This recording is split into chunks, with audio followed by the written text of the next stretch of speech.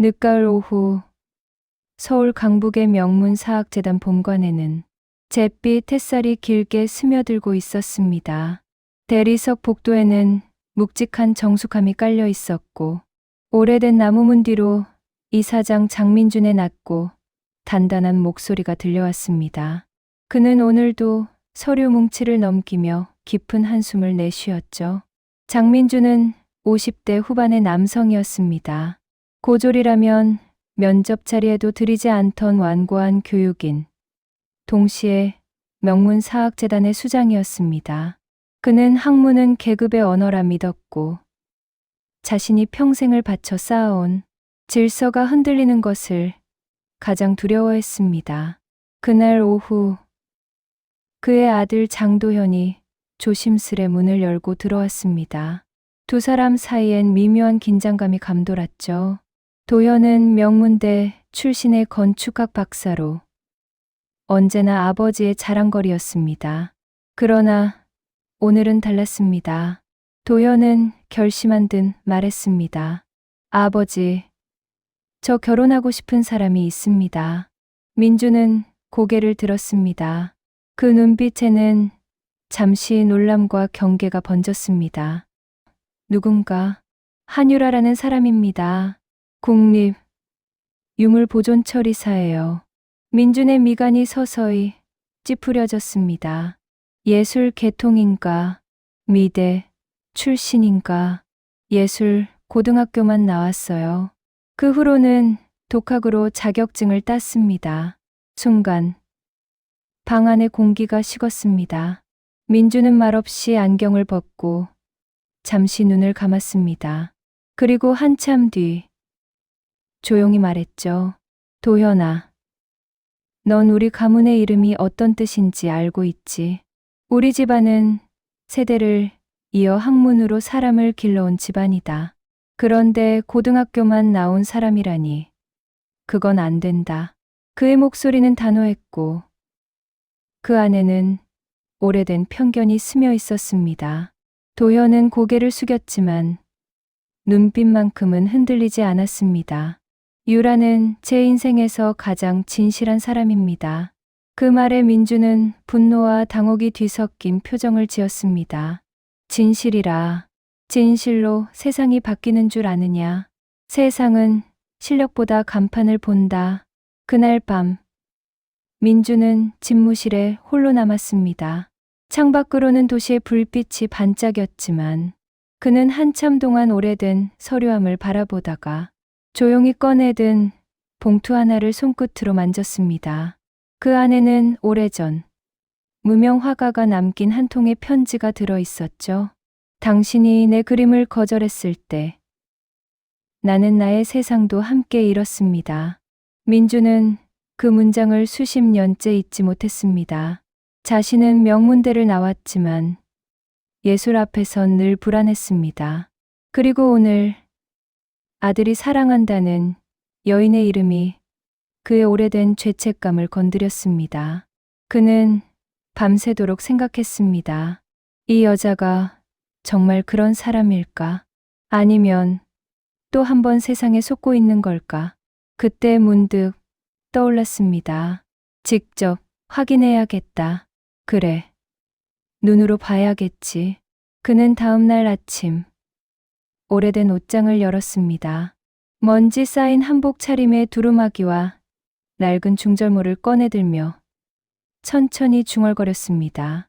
세상이 변했어도 사람의 본질은 변하지 않는다. 그리고 자신이 과거에 기증했던 한 점의 낡은 수묵화를 떠올렸습니다. 그 그림을 들고 가자 그 여자가 진짜라면 그 앞에서 알게 되겠지. 민준의 눈빛이 서서히 결심으로 굳어졌습니다. 그는 마지막으로 서류함을 닫고 무거운 걸음을 내딛었습니다. 그의 마음속에는 여전히 차가운 의심과 지워지지 않는 후회가 공존하고 있었죠. 그렇게 한 사람의 오만한 아버지는 자신도 모르는 채 변화의 문턱에 서 있었습니다. 이른 아침, 안개가 자욱이 깔린 서울. 북쪽의 국립유물보존처리 센터 앞 한 남자가 천천히 발걸음을 옮기고 있었습니다. 그의 낡은 구두 밑창은 이미 닳아 있었고 어깨에는 오래된 화첩 하나가 매달려 있었죠. 두꺼운 중절모의 낡은 두루마기를 걸친 그 남자, 바로 이사장 장민준이었습니다. 그의 손에는 빛이 바랜 수묵화 한 점이 들려 있었습니다. 세월의 먼지가 덮인 그 그림은 겉보기엔 아무런 가치도 없는 허름한 종이 쪼가리 같았지만 사실은 장씨 가문이 40년 전 기증했던 그림이었습니다. 오늘 그는 그 그림의 소유자를 가장하며 그리고 가난한 지방장인으로서 한유라를 직접 시험하러 온 것이었죠. 센터 내부는 고요하고 차분했습니다. 유리벽 너머로는 여러 연구원들이 흰 장갑을 끼고 유물을 다루고 있었고 공기에는 은근한 약품 냄새가 감돌았습니다. 민주는 접수대 앞에 다가가 낮은 목소리로 말했습니다. 이 그림 좀 봐주시오. 오래전에 받은 건데 색이 다 바랬소. 복원할 수 있을까요? 직원은 그림을 힐끗 보고는 미소를 감추지 못했습니다. 이런 건 미술품이라기보단 민속품이죠. 비용이 꽤 드실 텐데 괜찮으시겠어요? 민주는 일부러 허리를 굽히며 답했습니다. 그림은 비록 낡았어도 제겐 귀한 겁니다. 꼭 살리고 싶소이다. 그때 실험복을 입은 한 여성이 조용히 다가왔습니다. 그녀가 바로 한유라였습니다. 유라는 짙은 갈색 머리를 뒤로 묶고 깨끗한 눈빛으로 그림을 들여다보았습니다. 손끝이 유리처럼 섬세했죠. 그녀는 한참 동안 아무 말도 하지 않았습니다. 다른 직원이 웃으며 농담처럼 말했죠. 유라 씨, 그거 그냥 민화 같아요. 비슷한 거 시중에도 많아요. 하지만 유라는 고개를 저었습니다. 아니에요. 이붓 터치 보세요. 선이 일정하지 않지만 리듬이 있습니다. 전통 안료를 쓴 흔적도 보여요. 이건 아무나 그린 게 아니에요. 민주는 그 말을 듣는 순간 잠시 눈을 감았습니다. 그녀의 눈빛 속엔 가격이 아닌 진심이 있었습니다. 그는 자신이 변장하고 있다는 사실이 부끄럽게 느껴졌죠. 유라는 조심스럽게 그림을 작업대 위에 올려두었습니다. 이 그림은 약간 손상됐지만 구조적으로는 복원이 가능해요. 다만 완전한 색감 복원은 어려울 수도 있습니다. 민주는 고개를 끄덕이며 일부러 또 시험하듯 물었습니다. 이 부분을 조금 더 진하게 칠해줄 수 있겠소? 집안 어른이 이 색을 좋아해서. 그 말에 유라는 잠시 놀란 듯 그를 바라보다가 부드럽지만 단호하게 말했습니다. 안 됩니다. 그렇게 하면 원형이 훼손됩니다. 복원은 사람의 뜻보다 작품의 상태가 기준이에요. 그 순간 민준의 시선이 미묘하게 흔들렸습니다. 그는 지금껏 자신이 정답을 정하고 세상을 지도한다고 믿어왔습니다. 하지만 지금 눈앞의 젊은 여인은 그의 권위 따윈 개의치 않았습니다. 오직 유물의 진정성만이 그녀의 기준이었죠. 잠시 후 유라는 복원 계획서를 정성스레 작성했습니다. 그녀의 손놀림에는 망설임이 없었고 붓 하나, 종이 한 장에도 예의를 갖추는 자세가 느껴졌습니다. 민주는 속으로 중얼거렸습니다. 이 여자는 겉모습보다 깊다. 그 눈빛이 흔들리지 않는 이유가 뭘까? 점심시간이 다가오자 유라는 도시락을 꺼내 들었습니다. 싸운 반찬은 단출했지만 정갈했습니다. 그녀는 잠시 작업대 위의 그림을 바라보며 중얼거렸습니다. 언제나 느끼지만 유물은 참 묘해요. 누군가의 시간이 남아있죠. 그걸 지켜주는 게 제 일인 것 같아요. 민주는 그 말을 들으며 왠지 모르게 가슴이 묵직해졌습니다. 그가 평생 쌓아온 명예라는 단어가 순간 너무 작게 느껴졌죠. 그날 오후 민주는 복원 일정서를 받아들고 조용히 자리를 떠났습니다. 유라는 그가 돌아서는 뒷모습을 잠시 바라보며 고개를 숙였습니다. 왠지 모르게 그 낡은 그림과 그 낯선 손님의 눈빛이 닮아 있었다고 느꼈습니다. 민주는 센터를 나서며 담배를 꺼내 들었다가 이내 포기했습니다. 대신 가늘게 숨을 내쉬며 중얼거렸습니다. 한유라, 이름만큼 고요한 사람이구나. 그리고 그는 생각했습니다. 그래도 한 번 더 시험해야겠지. 진심이란 건 한 번으로는 모르는 법이니까. 그의 눈빛에는 여전히 의심과 호기심이 섞여 있었고 그 두 감정이 그를 다시 센터로 이끌 준비를 하고 있었습니다. 며칠 뒤 국립유물보존처리센터의 오후는 잔잔했습니다. 낡은 시계가 일정한 박자로 초침을 울리는 가운데 한유라는 여전히 그 수묵화 앞에 앉아 있었습니다. 그녀의 손끝은 여전히 조심스럽고 시선은 진중했습니다. 그녀에게 그림은 단순한 물건이 아니라 시간과 마음이 담긴 생명체 같았습니다. 그때 문이 열리고 낯익은 걸음소리가 들렸습니다. 허름한 중절모를 쓴 남자가 다시 나타났죠. 그는 변함없이 겸손한 표정으로 인사를 했습니다. 아직 작업 중이요? 유라는 미소를 지었습니다. 네. 안료가 안정될 때까지 기다리고 있어요. 조금만 더 시간이 필요합니다. 민주는 그녀의 곁으로 다가가 그림을 내려다보았습니다. 복원 도중의 그림은 여전히 거칠었고 군데군데 색이 바랬지만 묘한 기품이 느껴졌습니다. 민주는 일부러 말을 꺼냈습니다. 이 부분이 마음에 걸려서 그러오. 조금 더 진하게 덧칠하면 좋을 것 같은데 가능하겠소? 그녀는 놀라듯 고개를 들었습니다. 그건 안 됩니다. 그렇게 하면 원래의 질감이 손상돼요. 복원은 덧칠이 아니라 회복이에요. 그 선을 넘는 순간 그건 진짜가 아니게 됩니다. 그 말에 민주는 눈빛을 가늘게 좁혔습니다. 그녀가 이렇게까지 단호하게 말할 줄은 몰랐던 거죠. 그는 또다시 그녀의 원칙을 흔들어 보기로 했습니다. 내가 의뢰인인데도 안 된다는 말이오? 내가 비용을 더 낼 수도 있소. 유라는 잠시 숨을 고르고 조용히 답했습니다. 비용의 문제가 아니라 작품의 존엄 문제입니다. 이건 제 양심과 관련된 일이에요. 그 말은 한 줄의 대사였지만 공기마저 무겁게 바꿔놓았습니다.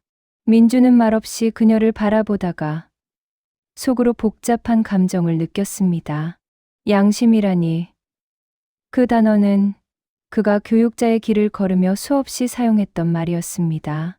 하지만 지금 그 단어는 그의 입이 아니라 한 젊은 보존처리사의 입에서 나왔습니다. 그녀는 부드러웠지만 단호했고 예의 바르면서도 굽히지 않았습니다. 민주는 잠시 침묵하다가 또 다른 그림 조각을 꺼냈습니다. 이건 예전에 같은 작가의 작품이라 들었소. 혹시 비교해 볼 수 있을까? 유라는 그 조각을 조심스럽게 받아들고 미세한 붓 자국을 살폈습니다. 그러다 이내 작게 숨을 내쉬었죠. 이건 가짜입니다. 민준의 눈썹이 미세하게 움직였습니다. 왜 그렇게 생각하오?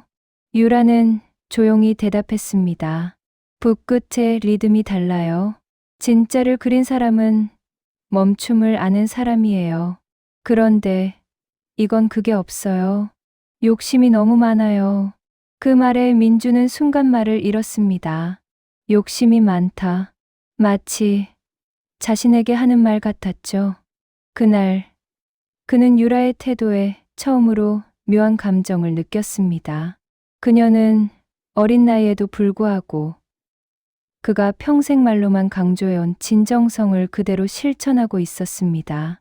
그녀의 일에는 불필요한 허세가 없었고 손끝엔 신념이 있었죠. 복원 작업이 마무리될 즈음 유라는 조용히 붓을 놓았습니다. 오늘은 여기까지예요. 남은 부분은 자연 건조 후의 다음 단계로 넘어가야 합니다. 민주는 고개를 끄덕이며 자리를 떴습니다. 그의 발걸음은 천천히, 그러나 어딘가 불안정했습니다. 센터 문을 나서는 순간 그는 혼잣말을 했습니다. 이 여자는 나를 시험하고 있는 건가? 아니면 세상이 나를 시험하는 건가? 그날 밤 민주는 오랜만에 자신이 기증했던 작품 목록을 꺼내 보았습니다. 그 가운데 유라가 복원 중인 그림의 작가 이름이 눈에 띄었습니다. 그는 그 이름을 보고 한참을 바라보다가 조용히 웃었습니다. 그래, 세상이 참 묘하구나. 그는 자신의 젊은 시절을 떠올렸습니다. 자신이 인정하지 않았던 그 무명 화가. 그리고 지금 그 화가의 그림을 되살리고 있는 한 여자. 운명이란 게 있다면 아마 이런 걸 말하는 거겠죠? 그는 천천히 결심했습니다. 다음번엔 좀 더 강한 시험을 해봐야겠어. 그녀가 정말 끝까지 흔들리지 않는 사람인지 그걸 봐야 하오. 민준의 얼굴엔 복잡한 감정이 교차했습니다. 그의 오만과 후회, 그리고 호기심이 한데 얽혀 마치 낡은 수묵화의 먹색처럼 번져가고 있었습니다. 며칠이 흘렀습니다. 국립유물보존처리센터의 공기는 여느 때처럼 고요했지만 그 속에서 일어나는 사람들의 시선은 점점 차가워지고 있었습니다. 한유라가 담당한 낡은 수묵화는 여전히 복원이 끝나지 않았고 동료들 사이에서는 은근한 불만이 새어나오기 시작했죠. 그 그림에 그렇게 매달릴 필요 있나요? 솔직히 말해서 시간 낭비죠. 그게 뭐 대단한 유물도 아닌데. 작업실 안쪽에서 들려오는 수군거림에 유라는 잠시 손을 멈췄습니다. 그러나 그녀는 대꾸하지 않았습니다. 그녀는 단지 작업대 위의 그림을 다시 바라보았죠. 빛에 바랜 먹색, 갈라진 종이, 그리고 그 위에 남은 미세한 붓의 흔적. 그것들이 그녀에겐 단순한 낡은 유물이 아니었습니다. 그건 누군가의 삶이었고 시간을 견딘 손길이었죠. 그날 오후 복원실로 지점장 격인 팀장 박소연이 들어왔습니다. 박소연은 효율과 실적을 중시하는 인물이었죠. 그녀는 서류철을 내려놓으며 냉정하게 말했습니다. 한유라 씨, 낡은 그림은 그만하고 이번 주 안으로 고가 유물 복원부터 마무리하세요. 위에서 보고 들어왔어요. 유라는 조심스럽게 물었습니다. 하지만 그 그림은 이미 복원 단계에 들어섰습니다. 중단하면 구조가 무너질 수도 있어요. 박소연은 한숨을 쉬며 웃었습니다. 유라 씨, 감정은 예술에 필요 없어요. 지금은 효율이 필요한 시기예요. 그 말에 유라는 입술을 깨물었습니다. 하지만 그녀는 끝내 고개를 숙이지 않았습니다. 저는 작품의 가치가 가격으로 결정된다고 생각하지 않습니다. 이 그림도 누군가의 역사를 담고 있습니다. 박소연의 표정이 굳었습니다. 그럼 본인이 책임질 수 있겠어요? 복원 실패하면 센터 신뢰도에 손해가 가요. 유라는 고개를 끄덕였습니다. 네, 그 책임 제가 지겠습니다. 그 대화는 순식간에 복원실 안으로 퍼졌습니다. 다른 연구원들은 눈치를 보며 서로의 얼굴을 살폈죠. 그날 저녁 유라는 홀로 남아 복원 작업을 이어갔습니다. 방 안은 조용했고 그녀의 호흡만이 고요히 울렸습니다. 손끝에 붓이 떨렸지만 눈빛만큼은 흔들리지 않았습니다. 그 시간 보건실 유리병 너머에서 한 남자가 그 모습을 지켜보고 있었습니다. 바로 변장한 장민준이었습니다. 그는 아무 말 없이 그녀의 고독한 뒷모습을 오래도록 바라보았습니다. 형광등, 불빛 아래 유라의 손이 그림 위를 천천히 스쳤습니다. 그 손끝에서 사람의 온기가 느껴졌습니다. 민주는 처음으로 묘한 감정을 느꼈습니다. 그녀는 세상이 뭐라 하든 자신이 옳다고 믿는 길을 묵묵히 걸어가고 있었죠. 그 모습이 어쩐지 젊은 시절의 자신을 닮아 있었습니다. 하지만 그는 여전히 마음 한구석에서 저항하고 있었습니다. 그래도 현실은 다르다. 세상은 원칙보다 이익으로 움직인다. 그날 밤, 박소연 팀장은 본사 보고용 문서를 정리하다가 유라의 이름이 적힌 복원 일정표를 일부러 수정했습니다.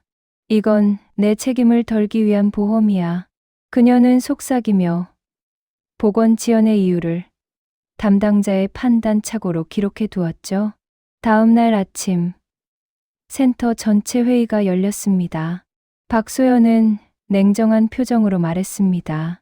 이번 복원 일정이 지연된 건 담당자의 과도한 집착 때문입니다.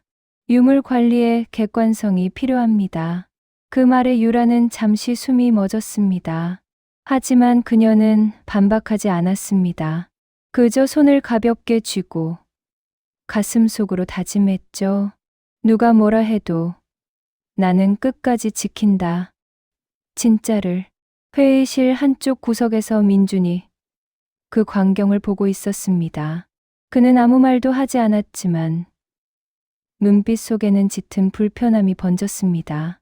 자신이 만든 시험이 이제 다른 사람들의 손에 의해 진짜 고난이 되어가고 있었던 겁니다. 그는 마음속으로 중얼거렸습니다. 이건 내가 만든 시험이 아니구나. 세상이 그녀를 시험하고 있구나. 민주는 그날 밤 복원 중인 수묵화를 몰래 찾아와 조용히 바라보았습니다. 그림 속의 산맥은 발에 있었지만 여전히 고요히 서 있었습니다. 그는 속삭였습니다. 이 여자가 이 그림을 끝까지 지켜내면 나도 내 고집을 내려놓겠소. 그의 눈빛에는 처음으로 인정이라는 감정이 스쳤습니다. 밤이 깊어도 복원실의 불은 꺼지지 않았습니다. 한유라는 홀로 자리를 지키며 낡은 수묵화를 바라보고 있었습니다. 그림은 조금씩 제 모습을 되찾아가고 있었지만 종이의 질감 속에는 세월이 새긴 고집스러운 상처가 남아 있었죠. 그녀는 붓을 놓고 잠시 눈을 감았습니다. 그리고 조용히 중얼거렸습니다. 이 그림은 누군가의 마음을 닮았어요. 오래 버텨온 흔적이 느껴져요. 그 시각, 장민주는 집무실에서 낡은 앨범을 꺼내 들고 있었습니다. 그의 손끝이 사진 한 장 위에 멈췄습니다. 사진 속에는 젊은 시절의 그와 한 여인이 함께 웃고 있었죠. 여인은 그의 첫사랑이었습니다. 그녀는 지방 예술학교에서 그림을 가르치던 교사였고 가난하지만 따뜻한 감성을 가진 사람이었습니다. 민주는 그 시절을 떠올리며 눈을 감았습니다. 그때도 아버지는 그 사랑을 결사적으로 반대했죠. 명문가의 후계자가 예술가와 결혼하겠다고? 그건 가문의 수치를 모르는 행동이다. 결국 그는 사랑을 버렸습니다.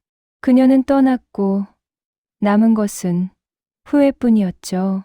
그가 오늘날 이 시험을 벌인 것도 어쩌면 그 후회의 그림자 때문이었습니다. 그는 아들이 자신처럼 후회하지 않기를 바랐지만 동시에 자신처럼 고집스러웠습니다. 그의 마음 한편에는 가문의 체면을 지켜야 한다는 철옹성 같은 벽이 여전히 남아 있었죠. 며칠 후, 민주는 다시 변장한 채 유라가 일하는 복원실을 찾아갔습니다. 그는 일부러 손상된 유물을 들고 와 유라에게 말했습니다. 이건 제가 직접 손본 그림인데 여기에 새 안류를 더 씹히면 더 선명해질 겁니다. 그의 말은 일종의 함정이었습니다. 복원 원칙에 어긋나는 제안이었죠. 유라는 잠시 그를 바라보다가 고개를 저었습니다. 죄송하지만 유물은 원본 그대로의 생명을 지켜야 합니다. 인위적인 색 보정은 진짜를 훼손하게 됩니다. 민주는 눈을 가늘게 뜨며 물었습니다. 그럼 이 그림의 주인이 그걸 원한다 해도요? 유라는 단호히 대답했습니다. 진짜 주인은 이미 과거에 있습니다. 저는 그 사람의 손길을 대신 이어가는 사람일 뿐이에요. 민주는 잠시 아무 말도 하지 못했습니다. 그녀의 말 한마디가 묘하게 가슴을 파고들었죠. 그는 그제야 깨달았습니다. 유라가 고집하는 건 단순한 복원이 아니라 사람의 흔적 그 자체였다는 것을요. 그날 밤 민주는 홀로 술잔을 기울였습니다. 창밖에 비가 천천히 내렸습니다. 잔 속에서 일렁이는 빛을 바라보며 그는 중얼거렸습니다. 그 여인도 그랬지. 자신이 옳다고 믿는 것을 끝까지 지키던 사람. 그의 머릿속에 과거의 얼굴이 떠올랐습니다. 그녀는 항상 말했다고 합니다. 당신은 틀렸어요. 사람의 가치는 가문이 아니라 진심으로 결정되는 거예요. 민주는 그 말을 잊은 줄 알았습니다. 하지만 유라의 모습 속에서 그는 다시 그 목소리를 듣고 있었습니다. 다음 날 유라는 복원실 문을 열자 낯선 광경을 보았습니다. 그림 위에 작은 흙먼지가 떨어져 있었고 안료의 일부가 이상하게 번져 있었습니다. 누군가 일부러 손댄 흔적이었죠. 그녀는 놀라서 주변을 살폈지만 아무도 없었습니다. 그때 복원실 문틈으로 비서의 목소리가 들려왔습니다. 박 팀장님이 어제 늦게까지 남으셨대요. 유라는 조용히 숨을 내쉬었습니다. 직감적으로 무언가 잘못되었다는 걸 느꼈죠. 그녀는 즉시 현미경으로 그림을 살폈습니다. 그리고 손상된 부분이 단순한 실수가 아닌 인위적인 훼손임을 알아차렸습니다. 하지만 누구에게도 말하지 않았습니다. 그녀는 다만 조용히 원본을 지키기 위한 새로운 복원 계획서를 작성했습니다. 그것이 자신이 할 수 있는 최선의 저항이었으니까요. 한편 민주는 비서로부터 이상한 보고를 받았습니다. 회장님, 그 그림이 훼손되었다고 합니다. 그런데 담당자는 아무 말도 하지 않았답니다. 그는 즉시 표정을 굳혔습니다. 그리고 속으로 중얼거렸습니다.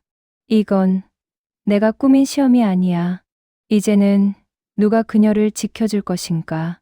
그의 눈빛에 처음으로 두려움이라는 감정이 번졌습니다. 그는 깨달았죠. 이제 이 이야기는 단순한 시험이 아니라 양심의 싸움으로 바뀌고 있으므려. 국립 유물보존처리 센터의 아침은 유난히 적막했습니다. 창문 사이로 가을 햇살이 스며들었지만 유라의 마음은 이미 겨울처럼 차가웠습니다. 그녀는 전날 밤 훼손된 그림을 바라보며 어딘가 모르게 흔들리는 마음을 억눌렀습니다. 누가 그랬을까? 왜 이 그림까지 손을 대야 했을까? 그녀는 작업복을 정리하고 조용히 복원실 문을 닫았습니다. 이제는 아무에게도 의지할 수 없다는 것을 알고 있었죠. 그러나 포기할 수는 없었습니다. 그림 속에는 아직 지켜야 할 진실이 남아 있었으니까요.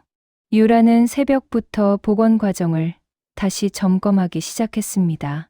훼손된 부분은 미세하게 스며든 이물질 때문에 안료층이 약해졌고 복원용 접착제의 조성이 달라져 있었습니다.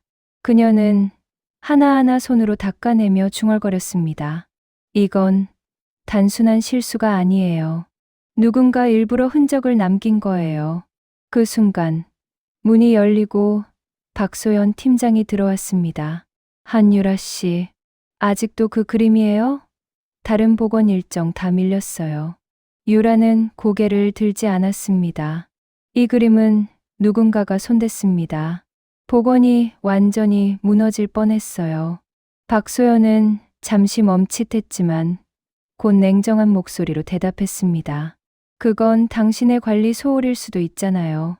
증거라도 있습니까? 유라는 손에 쥔 붓을 내려놓았습니다. 증거는 없습니다. 하지만 제 눈으로 확인했습니다. 이건 사람의 손길이에요. 박소연은 가볍게 웃었습니다. 그럼 그 손길이 누구 건지 밝혀보세요. 그때까지는 당신 책임이에요. 그녀는 문을 닫고 나가버렸습니다. 문이 닫히는 소리가 유라의 가슴을 세게 때렸습니다. 그녀는 깊게 숨을 들이마셨습니다. 그리고 다시 붓을 들었죠. 그래요. 제가 끝까지 밝혀보겠습니다. 며칠 후 장민주는 비밀리에 센터를 다시 찾았습니다. 이번에는 더 이상 노숙자 차림이 아니었습니다. 그는 평범한 기증자 신분으로 방문했죠. 유라의 얼굴은 피곤에 절어 있었지만 눈빛만큼은 강했습니다. 그녀는 복원 도중 잠시 멈춰 그를 바라보았습니다. 아직도 그림을 보러 오셨군요. 민주는 천천히 고개를 끄덕였습니다. 이 그림이 어쩐지 마음에 남아서요. 꼭 복원이 잘 되길 바랍니다. 그는 그렇게 말했지만 목소리에는 묘한 떨림이 섞여 있었습니다. 유라는 다시 그림을 향했습니다. 그리고 복원붓을 들고 말했습니다. 그림은 진실을 기억합니다. 아무리 감추려 해도 붓 같은 거짓을 받아들이지 않아요. 그 말에 민주는 미묘하게 숨을 멈췄습니다. 그녀가 지금 하고 있는 말이 마치 자신에게 향한 것처럼 들렸기 때문이죠. 그날 오후 유라는 훼손된 안료 밑에서 희미한 글씨 하나를 발견했습니다. 장, 자와 민, 자가 겹쳐진 낡은 낙관이었습니다. 그녀는 놀라서 숨을 삼켰습니다. 이건 혹시... 그녀는 조심스럽게 기록서를 확인했고 수묵화의 기증자란에 적힌 이름을 보았습니다. 익명. 그러나 유라는 확신했습니다. 이 그림은 단순한 작품이 아니라 누군가의 숨겨진 과거였다는 거려. 그녀는 서류를 들고 박소연에게 보고하려 했지만 그 순간 문 앞에서 낯선 목소리가 들렸습니다. 그만두세요. 그건 당신이 감당할 문제가 아닙니다. 그 목소리의 주인공은 장민준이었습니다. 그는 보건실 문턱에 서서 유라를 바라보고 있었습니다. 한순간 시간은 멈춘 듯 했습니다. 유라는 그의 눈 속에서 무언가를 읽었습니다. 그림의 주인은 바로 이 사람이다. 민주는 낮게 한숨을 내쉬었습니다. 이건 오래된 그림이에요. 그리고 오래된 후회이기도 하죠. 유라는 아무 말도 하지 못했습니다. 그녀는 다만 붓을 내려놓고 조용히 물었습니다. 왜 숨기셨나요? 민주는 잠시 침묵하다가 대답했습니다. 그림 속엔 내가 버린 사람이 있습니다. 내 첫사랑이자 지금의 내 오만함이 만든 상처가 있죠. 유라는 천천히 고개를 끄덕였습니다. 그제야 모든 조각이 맞춰졌습니다. 그림의 낡은 색, 묘한 붓결, 그리고 그가 보여준 시선의 이유까지. 그녀는 조용히 말했습니다. 그럼 이 그림의 복원은 단순한 복원이 아니겠네요. 그건 회복이에요. 사람의 마음을 되돌리는 작업이죠. 민주는 그 말을 듣고 눈을 감았습니다. 오랜 세월 동안 굳게 닫아두었던 죄책감이 조금씩 녹아내리고 있었습니다. 그는 마침내 깨달았죠. 이 시험의 결과는 이미 정해져 있었다는 것을. 시험 받아야 할 사람은 그가 아니라 자신이었다는 것을요. 국립유물보존처리센터의 공기가 무겁게 가라앉았습니다. 아침 회의가 시작되자 박소연 팀장은 단정한 미소를 띤 채 회의실로 들어섰습니다. 그녀의 손에는 두꺼운 보고서 한 권이 들려 있었죠. 이번 보건 일정 지연건과 관련하여 담당자 한유라 씨의 절차상 문제를 공식 보고하겠습니다. 그녀의 목소리는 냉정하고 단호했습니다. 회의실 안이 술렁였죠. 그동안 유라를 지켜보던 동료들은 놀란 듯 서로를 바라보았습니다. 유라는 고개를 숙인 채 조용히 서 있었습니다. 박소연은 보고서를 펼치며 말했다. 이 낡은 수묵화 복원 과정에서 임의로 재료를 변경했고 승인 없이 보존 기간을 초과했습니다. 이건 명백한 규정 위반입니다. 그녀는 일부러 목소리를 높였죠. 공공기관의 신뢰를 훼손한 사례로 기록될 겁니다. 유라는 입술을 깨물었습니다. 그녀의 손은 떨리고 있었지만 고개를 들었습니다. 그림이 손상되어 있었습니다. 기존 재료로는 복원이 불가능했어요. 그래서 가장 안전한 전통 방식으로 복원했을 뿐입니다. 그러나 박소연은 냉소적인 미소를 지었습니다. 결과는 망가졌잖아요. 책임을 져야죠. 그때 회의실 문이 열렸습니다. 모두의 시선이 한 사람에게 향했습니다. 정장을 입은 중년 남성이 천천히 걸어 들어왔습니다. 바로 장민준이었습니다. 그는 조용히 말했습니다. 그 책임 제가 지겠습니다. 회의실이 일순정적에 휩싸였습니다. 박소연은 놀라며 물었습니다. 여기가 어디라고 함부로 들어오십니까? 민주는 자신의 신분증을 꺼내 보였습니다. 명문학원재단 이사장 장민준입니다. 이 그림의 기증자이기도 하지요. 그 말에 모두가 숨을 삼켰습니다. 박소연의 얼굴이 순식간에 굳었습니다. 민주는 유라를 향해 천천히 시선을 옮겼습니다. 이 수묵화의 원래 소유자는 제 가족입니다. 이 그림은 제가 젊은 시절 한 사람에게 선물했던 것이고 이 복원 과정에서 손상된 부분 또한 제 요청으로 확인한 것입니다. 그의 말이 끝나자 회의실 안은 완전히 정적에 잠겼습니다. 유라는 놀란 눈으로 그를 바라보았습니다. 박소연은 당황한 기색으로 서류를 뒤적이며 말했습니다.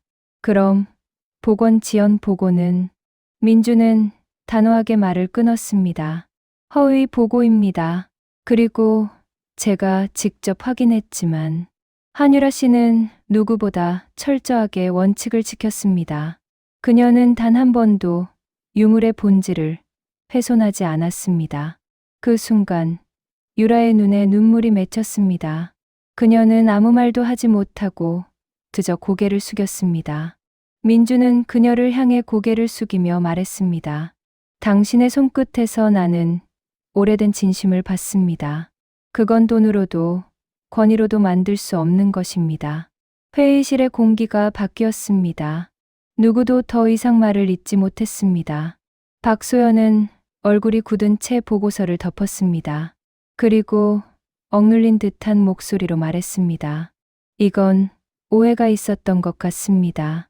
제가 다시 검토하겠습니다. 그녀의 말은 결국 패배의 인정이었습니다. 민주는 회의실을 나서며 유라를 향해 미소를 지었습니다. 수고 많았습니다. 이제 이 그림은 완성되었군요. 유라는 조용히 대답했습니다. 아직 아닙니다.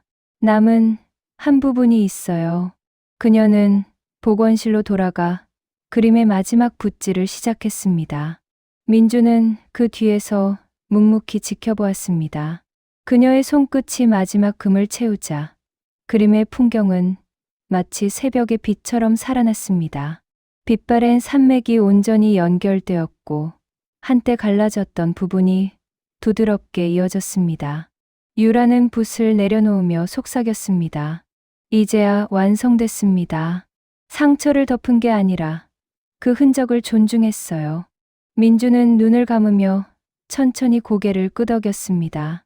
그의 가슴 속에서도 오랜 상처 하나가 마침내 봉합되는 듯했습니다. 그날 저녁 그는 집무실에 앉아 오래된 편지 한 통을 꺼냈습니다. 당신은 언젠가 진짜를 알아볼 거예요. 그날이 오면 나 대신 그 사람을 지켜주세요.